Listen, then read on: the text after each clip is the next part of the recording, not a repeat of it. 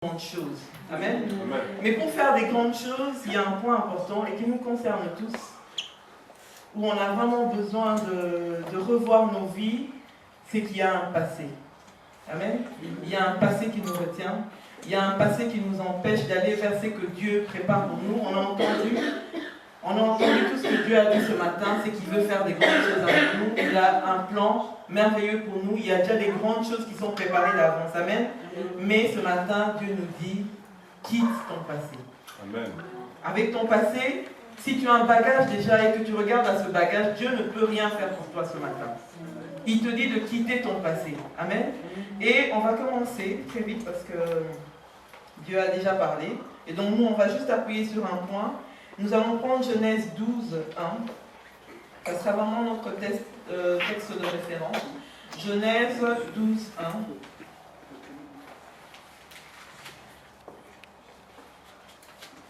On peut nous l'afficher, voilà. L'Éternel dit à Abraham, va-t'en de ton pays. Dans d'autres versions, c'est quitte ton pays, ta patrie, de la maison de ton père. C'est ça, quitte ta patrie de la maison de ton père dans le pays que je te montrerai. En fait, c'est va dans le pays que je te montrerai. Dieu lui dit de quitter. Amen. Mais on va voir plutôt déjà dans le texte, on voit aussi que le père d'Abraham aussi, ils ont quitté Ur et ils allaient vers Canaan. En allant vers Canaan, ils se sont arrêtés en fait à Arnu, je ne sais plus comment on appelle la ville, mais ils se sont arrêtés au milieu, ils ne sont pas arrivés jusqu'à Canaan. Et donc ils ont demeuré dans cette ville. Et voici que le Seigneur se présente encore à Abraham. Il dit à Abraham, quitte ton père, quitte ta patrie, quitte et va dans le pays que je te montrerai, va dans Canaan parce que j'ai des grandes choses pour toi. Ce matin aussi, Dieu vient te dire, quitte tout ce que tu as. Quitte ton passé, quitte tout ce qui te retient, tout ce qui t'empêche d'aller vers là où il veut te montrer, vers la gloire vers laquelle il a déjà préparé pour toi afin que tu puisses y entrer. Quitte, quitte et quitte. Amen. Amen. On voit bien que ce n'était pas facile aussi pour Abraham parce qu'Abraham devait quitter déjà sa patrie. Il était là avec toute sa famille, son père, sa mère, ses cousins, ses cousines. Il lui dit de quitter, de partir, chose qui n'est pas facile. Aujourd'hui, si on vous dit, vous êtes muté quelque part, vous devez partir. Encore heureux si vous avez vraiment désiré aller dans cette ville, mais si vous n'avez jamais pensé, vous n'avez jamais imaginé partir, on va vous demander de partir. Il a tout laissé, il s'est levé un bon matin, il a pris quand même son vélo, il a pris sa femme et ses enfants, ses biens, ses troupeaux, ses vaches, ses moutons, il a tout pris et il est parti, il a quitté. Pour dire que c'est pas facile aujourd'hui pour nous. Dieu nous dit qu'il a un avenir pour nous, il a de l'espérance pour nous. Il y a déjà quelque chose qui a déjà été préparé, mais nous devons quitter. Aujourd'hui, nous avons plein de choses qui nous retiennent. Notre passé nous retient. Mais ce matin, Dieu veut te dire aussi qu'il ne va pas se servir de ton présent, ni de ton passé, afin de te donner de l'avenir. Quand il est venu voir Abraham, si on regarde plutôt dans les textes, en fait, Abraham, la famille d'Abraham, quand ils étaient de l'autre côté, ils ont servi aussi des faux dieux. Ils ont servi des dieux païens qu'ils ont rencontrés au cours de leur cheminement vers Canaan. Ils ont servi aussi de faux dieux. Mais Dieu n'a pas regardé à cela. Dieu n'a pas regardé à cela. Ce matin aussi, Dieu veut te dire, il ne regarde pas à ton passé. Il ne regarde pas à ce que tu as été hier, à ce que tu n'as pas été hier, mais il veut faire quelque chose de nouveau pour toi. Il veut t'emmener quelque part. Mais il faut que tu quittes. Pour quitter, il faut une décision. Ce matin, Dieu te demande de prendre une décision. Je ne connais pas ta vie, je ne sais pas ce que tu as fait, je ne sais pas ce qui te retient, je ne sais pas ce que le diable vient souvent te répéter dans tes oreilles, tout ce qui t'empêche toujours d'aller vers ce que le Seigneur t'a préparé d'avance. Mais ce matin, Dieu te dit de quitter. Quitte ton pays, quitte ce qui te retient, quitte les liens qui te retiennent. Amen. Amen. La chose importante dans la vie, ce n'est pas comment j'ai commencé ma vie. Ce n'est pas que j'ai été pauvre, ma famille était pauvre, je n'ai pas été aimé, je n'ai pas reçu l'amour de mon père. Ce n'est pas le plus important. Le plus important, c'est ce que Dieu a prévu pour toi. Est-ce que tu as une vision? Est-ce que tu regardes, tu lèves tes yeux vers Dieu? Est-ce que tu entends ce que Dieu te dit dans ton cœur? Ou bien tu entends ce que le diable vient ressasser tout le temps pour t'empêcher d'entrer dans ce que Dieu a prévu pour toi? Et le diable, il est fort dans cela. Il est fort parce qu'il va te rappeler chaque jour. Hier, tu as fait ceci. Ah, maintenant, tu commences encore à prier. Oh, il faut laisser tomber. Hein. Franchement, ça ne sert à rien. Tu as déjà essayé, tu t'es relevé 4 fois et encore tu retombes. Dieu ne t'entend plus, Dieu ne t'écoute plus. Et si tu entends ces voix, si tu restes attaché à ces voix que le diable vient tout le temps dire dans ton cœur, tu n'iras pas loin. Ce matin, Dieu te dit de quitter. Quitte, abandonne, abandonne, abandonne. Amen. Quitte ton passé pour entrer maintenant dans ton présent. Quitte ton péché pour entrer dans la miséricorde de Dieu. Amen. Quitte tes failles pour entrer dans les promesses de Dieu. Abraham a tout quitté. Il a laissé sa femme. Il a quitté son père, il a quitté sa patrie, mais il est parti avec Lot. Et on voit dans son cheminement que quand il est parti, mais on lui avait dit de tout quitter. Est-ce qu'on lui avait dit de prendre Lot? On ne lui avait pas demandé de prendre Lot. Mais il a quand même pris Lot. Mais on voit que quelque part, Dieu va encore venir pour le séparer encore de tout ce qui le retient. Il est parti avec Lot, il a traîné Lot parce que bon, Lot c'était l'enfant de son frère et tout, il ne voulait pas l'abandonner. Mais Dieu lui a dit quitte, laisse. Laisse encore ce qui te retient. C'est que tu crois encore que Dieu veut que tu prennes là. Il te dit, laisse-le encore aujourd'hui. Parce que sans cela, Dieu ne te bénira pas. Et on a vu que quand il a laissé Lot, c'est à ce moment-là que Dieu lui a dit, lève les yeux et regarde ce que moi je veux te donner. Regarde la bénédiction que je vais te donner. Ce matin encore, Dieu est venu parler. Quitte, abandonne, laisse tomber. Et quand tu auras quitté, quand tu auras abandonné ce qui te retient, c'est à ce moment-là que tu verras la gloire de Dieu. C'est à ce moment-là que tu vas rentrer dans ce que Dieu a prévu pour toi. Tu vas rentrer dans ce que Dieu a préparé d'avance pour toi. Amen. Amen. Quitte, dit le Seigneur encore aujourd'hui. Le deuxième point qu'on va voir, où Dieu... En fait, le premier point, j'avais dit que Dieu ne consulte pas ton passé pour déterminer ton présent. Et ici, Dieu regarde maintenant ton futur. Amen. Quand Dieu regarde ton futur, nous allons prendre dans Luc 9, 62. Et dans ce verset, en fait, on se rend compte que quand tu regardes en arrière, cela t'empêche d'aller de l'avant. Abraham, lui, il a tout quitté. Il n'a même pas regardé en arrière et il est parti.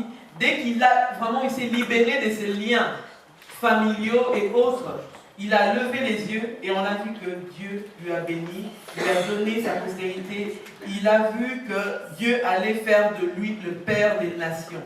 Amen.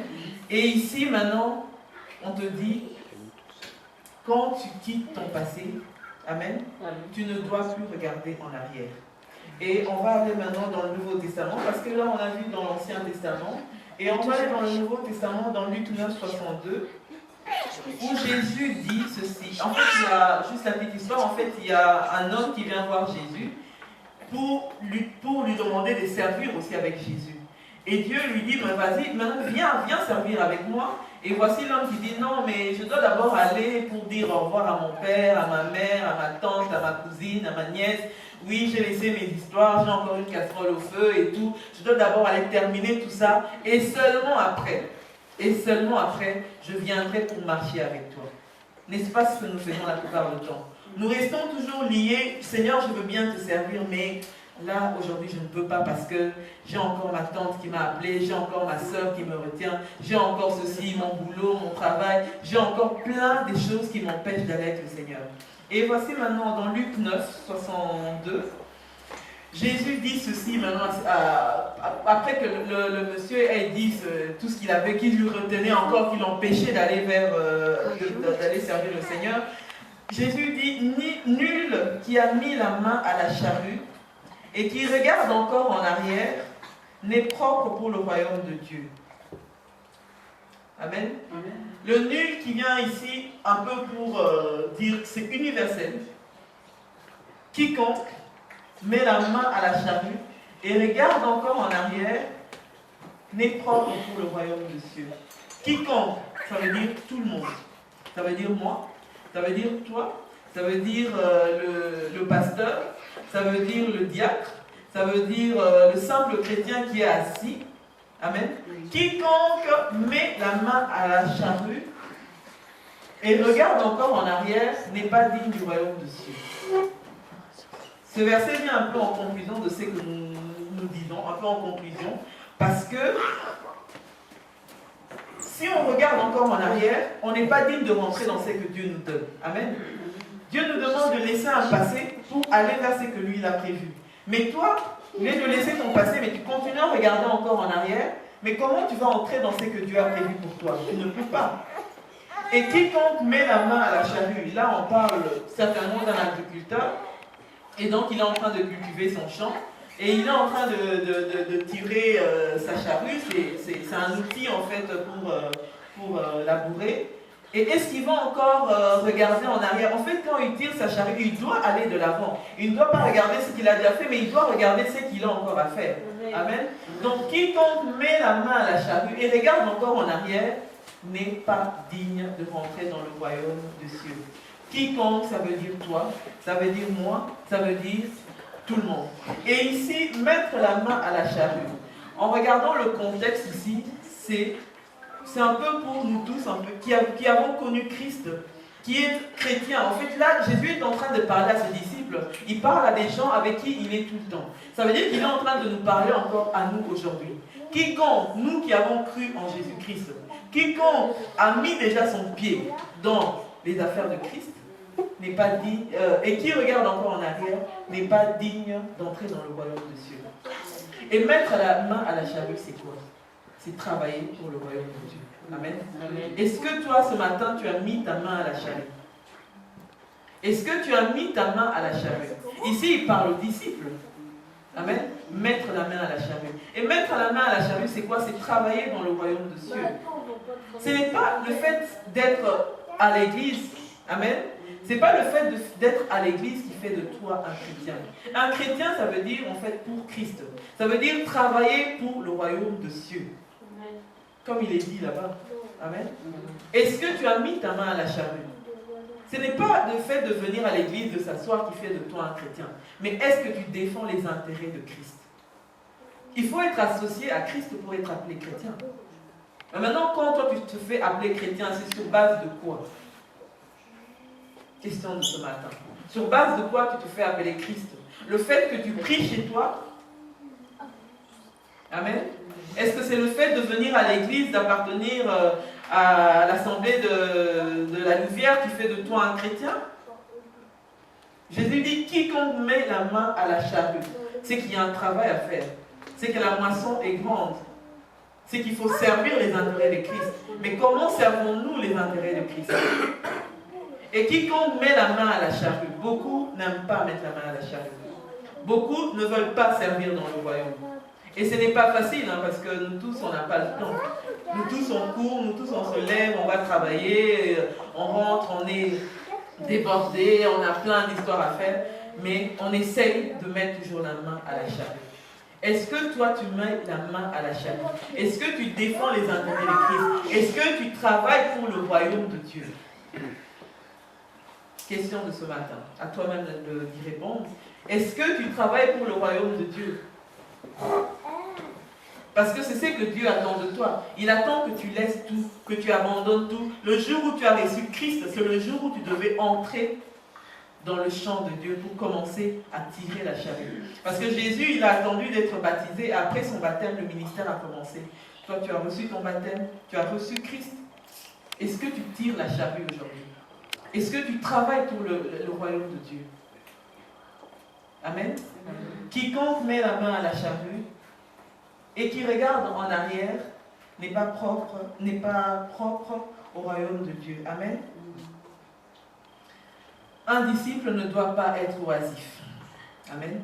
Un disciple doit travailler. Il doit travailler pour les intérêts de son maître. Parce que le jour où le maître reviendra, le talent qu'il a mis en toi, qu'est-ce que tu en as fait? Qu'est-ce que tu en as fait? Tu l'as gardé ou tu l'as multiplié? Qu'est-ce que tu as fait? Est-ce que tu as servi les intérêts du royaume ou pas? La chrétienté, ce n'est pas seulement de prier chez soi, de louer et d'adorer, c'est de travailler. Amen. Parce que, comme la Bible nous dit, Dieu a déjà préparé des œuvres à l'avance pour chacun de nous. Est-ce que tu es entré dans les œuvres que Dieu a préparées pour toi? Est-ce que tu as demandé à Dieu, Seigneur, quelle est l'œuvre que moi je dois faire? Aujourd'hui ou demain, nous ne serons plus, nous sommes au ciel. Qu'est-ce que nous allons dire à Dieu? Oui, j'étais chrétien, j'allais à l'église, je priais, j'allais chaque dimanche. Parce que encore le mardi, on ne voit pas tout le monde, donc le jeudi non plus. Donc j'allais chaque dimanche et je lisais ma Bible, un point un trait. C'est pas ça. Quand Jésus est parti, il a laissé ses disciples. Il leur a dit, restez et je reviendrai, je vais préparer pour vous une place. Amen. Quand il a laissé ses disciples, il a dit, je pars, je monte au ciel, j'irai, je préparerai pour vous une place. Les disciples, ayant entendu cela, ils se sont dit, ah, préparons-nous à la venue de Dieu, on va se rassembler, on va demeurer ensemble, on va prier ensemble, et on va tout partager, on va tout mettre ensemble, et on va aller pour attendre, on va attendre que Jésus qui allait nous préparer une place revienne. Mais est-ce que c'était ce que Jésus avait dit? En partant, et pourtant Jésus leur a dit, allez et faites de toutes les nations mes disciples. Mais eux, en restant, ils ont peut-être oublié cela, et voilà qu'ils se sont rassemblés, ils se sont tous mis ensemble, ils ont commencé à tout mettre en commun, à partager, il y en avait, ils ne travaillaient plus, ils attendaient que Christ revienne. Mais ce n'était pas ça le message de Christ. Et je suis sûre maintenant que Jésus, ça c'est moi qui dis, en arrivant en haut, en arrivant dans le ciel, il se dit, mais ses disciples, je leur ai dit, je leur ai donné le pouvoir d'aller et de faire de toutes les nations mes disciples, mais les voici qui sont là, rassemblés, en train d'attendre que Jésus revienne les chercher. Et pourtant, ce n'était pas ça, la mission. La mission, c'était de partir, mais eux, ils étaient regroupés, ils attendaient Christ. Ils mettaient tous ensemble, ils mangeaient ensemble, ils attendaient que Christ revienne. Alors Christ a dit, non, c'est pas ce que je veux. Il faut que vous puissiez partir. Mais la seule façon de partir, c'était la persécution.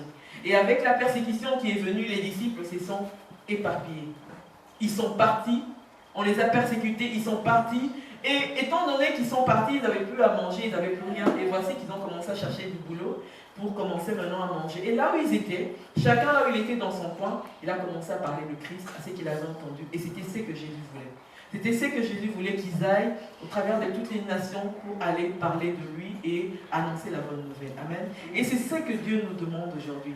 Dieu ne nous demande pas de venir oisif, venir nous asseoir à l'église, pendant que certaines chaises sont vides, où sont les autres, on ne sait pas, on ne se demande pas, on prend pas son téléphone pour appeler la soeur qui n'est pas là, on est là, moi j'étais à l'église, tant mieux, gloire à Dieu, je rentre chez moi, je dors, je me réveille, je ne prends pas soin de la soeur qui est à côté de moi, je ne sais pas ce qui est, je ne sais pas l'encourager, mais bon, c'est pas mon travail, c'est peut-être pasteur Bernadette qui va appeler, moi j'appelle pas. Amen.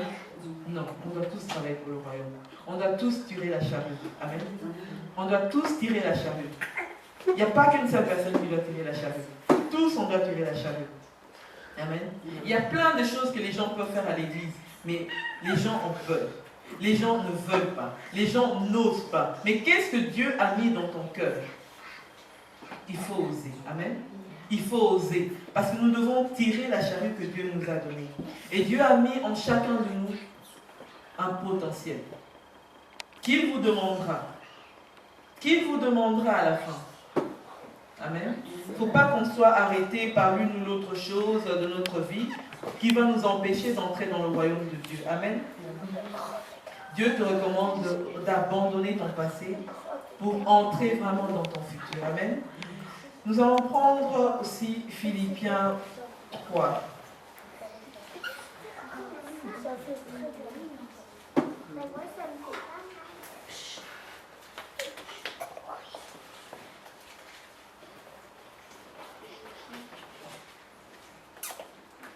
Philippiens 3, 13.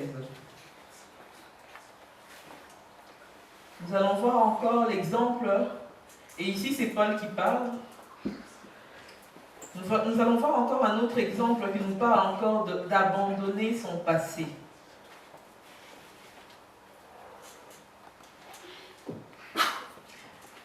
Et dans Philippiens 3, 13, on nous dit: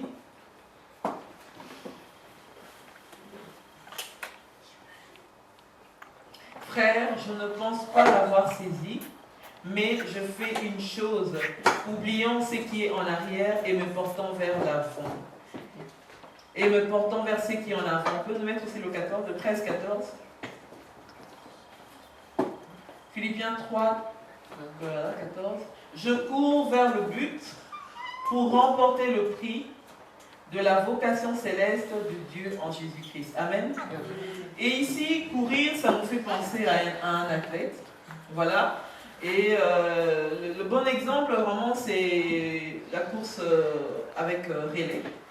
Qu'est-ce qui se passe avec la course avec relais? En fait, on commence à courir, il y a une personne, on nous place suivant un certain kilomètre, et il y a une personne qui commence à courir, et quand elle court, il y a une autre personne qui l'attend déjà. Mais qu'est-ce que cette personne fait en attendant? Elle est là, elle regarde en arrière.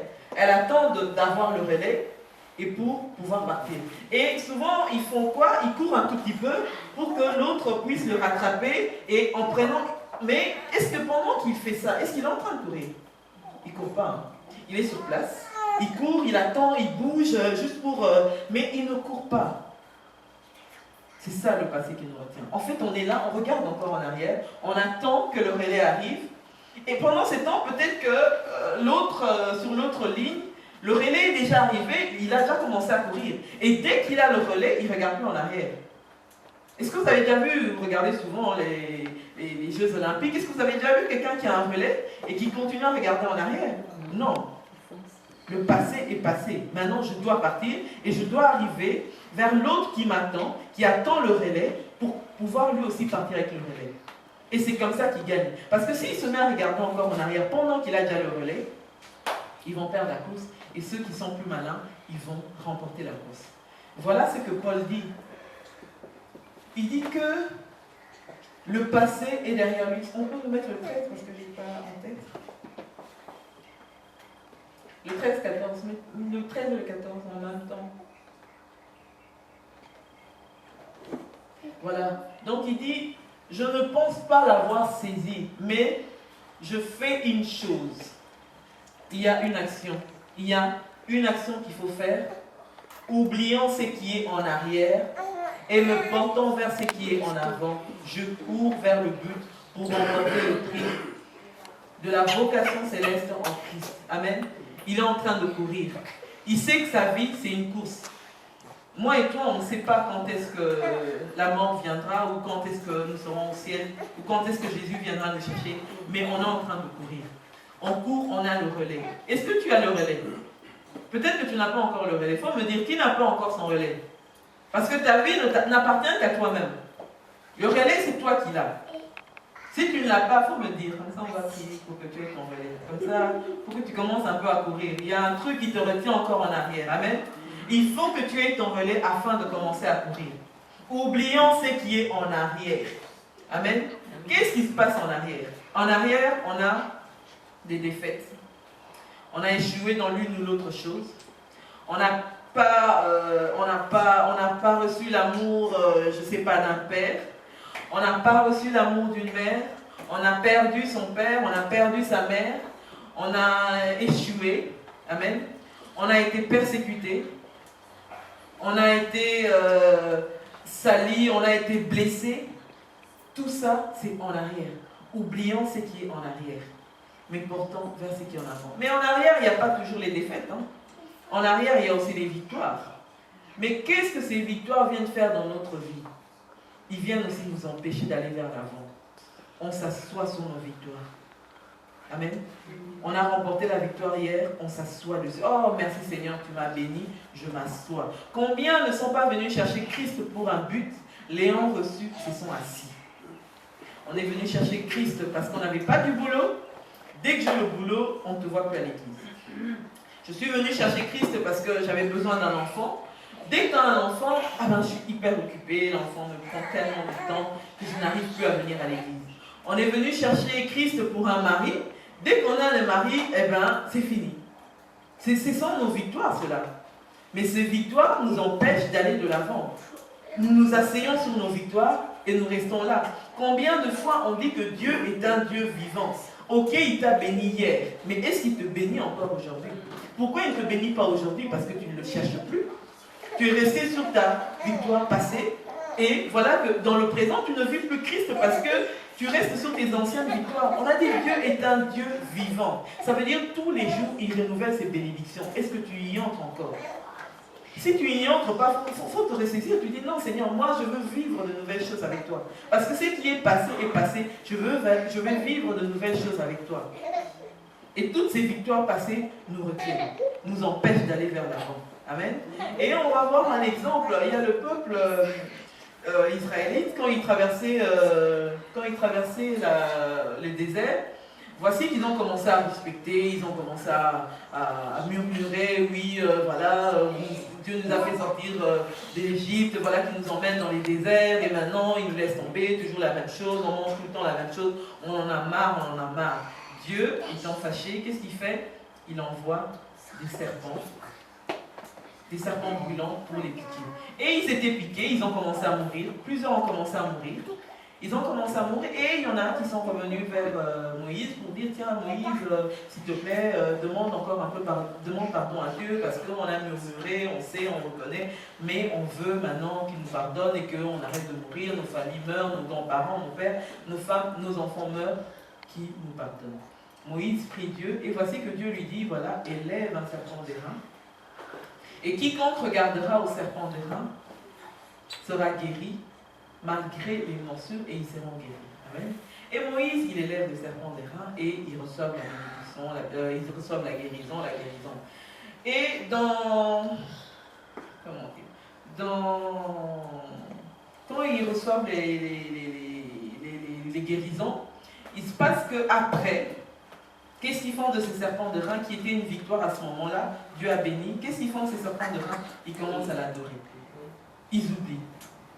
Ils commencent à l'adorer. Et maintenant, pourquoi je dis ça? C'est parce qu'il y a une question que nous devons nous poser. Est-ce que le passé, il faut l'oublier ou pas? Est-ce qu'on doit oublier le passé ou pas? Parce que c'est vrai qu'ici je dis oui, il faut oublier le passé, il faut oublier le passé, il faut oublier le passé. Mais est-ce qu'on doit l'oublier ou pas?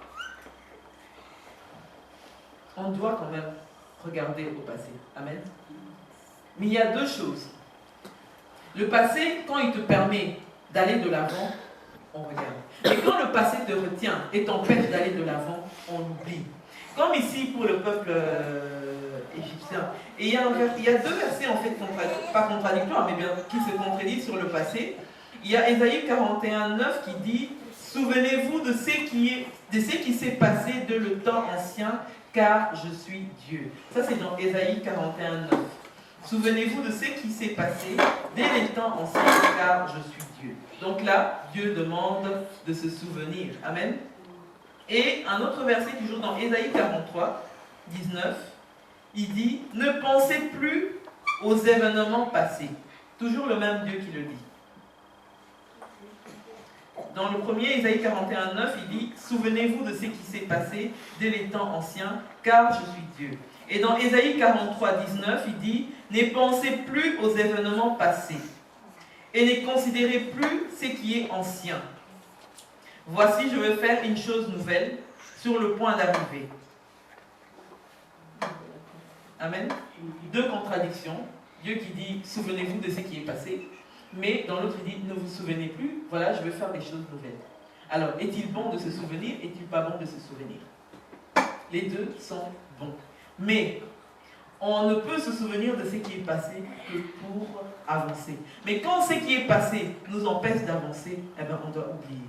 Et donc ici, l'exemple avec le peuple israélite qui, pour guérir, ils élèvent un serpent d'airain qui est une victoire. Et après, cette victoire devient un lieu d'adoration, devient un sujet d'adoration. On oublie Dieu, on commence à adorer le serpent d'airain, venir donner des offrandes au serpent d'airain.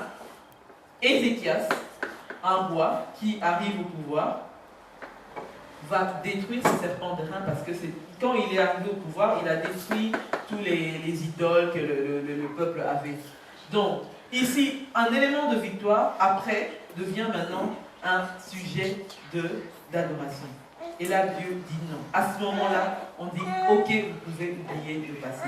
Mais, quand il dit, souvenez-vous de ce qui est ancien, ça veut dire que le passé va nous aider aussi à avancer. Amen. Et on a l'exemple de David. David, quand il va aller combattre Goliath, qu'est-ce qu'il fait? Il s'est souvenu de ce que Dieu avait fait. Parce qu'en se souvenant de ce que Dieu avait fait, il sait que Dieu est capable. Il dit, si Dieu a été capable si Dieu a été capable de me délivrer de la gueule du lion, si Dieu a été capable de me donner certaines victoires, combien ne m'aidera-t-il pas à vaincre Goliath? Et c'est comme ça que David, se souvenant de ses victoires passées, a pu vaincre Goliath. Nous aussi, des fois on oublie, Dieu nous bénit dans beaucoup de choses, Mais à un certain moment, tu vas avoir un blocage, parce que Dieu n'a pas ouvert une porte. Peut-être parce que ce n'était pas encore le temps de Dieu. Peut-être parce que tu n'avais pas bien demandé. Peut-être que Dieu dit, si moi je te bénis, je veux te perdre.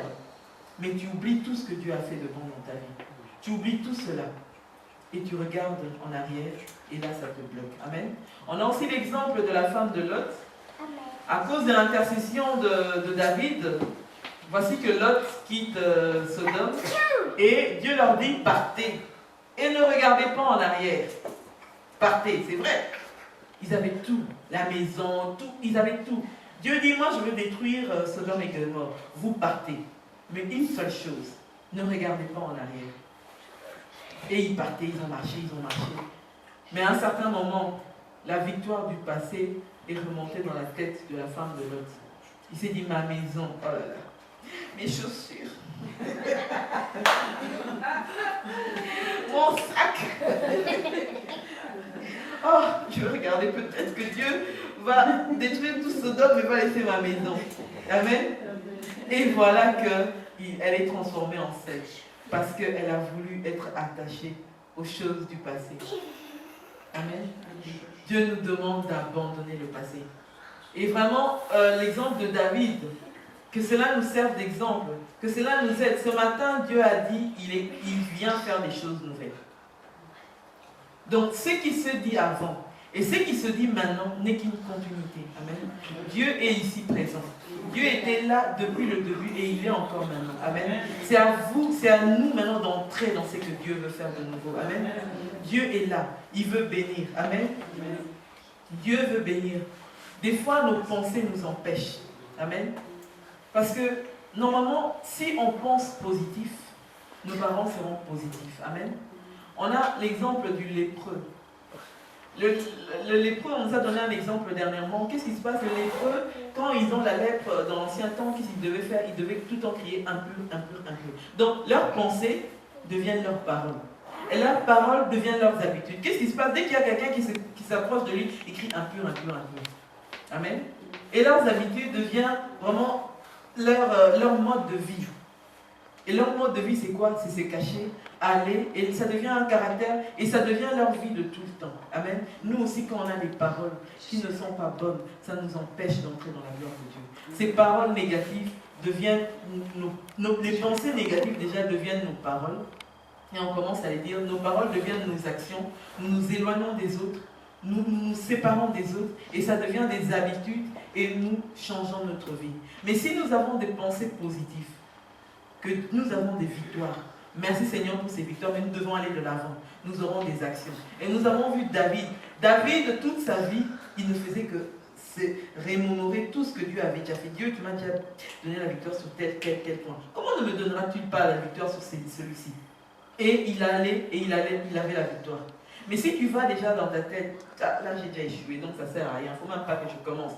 Donc Dieu ne va même pas me bénir, laisse la main tomber, voilà. Et c'est comme ça, ainsi de suite. Et tu auras un habit, tu seras défaitiste dans tout, parce que rien n'ira dans ta vie, et tu vas envier les autres, parce que eux, ils regardent les victoires, et ils vont des victoires en victoire, parce que leurs pensées sont positives, leurs pensées sont vers les victoires qu'ils ont connues déjà avec Dieu, et ils savent que Dieu va faire.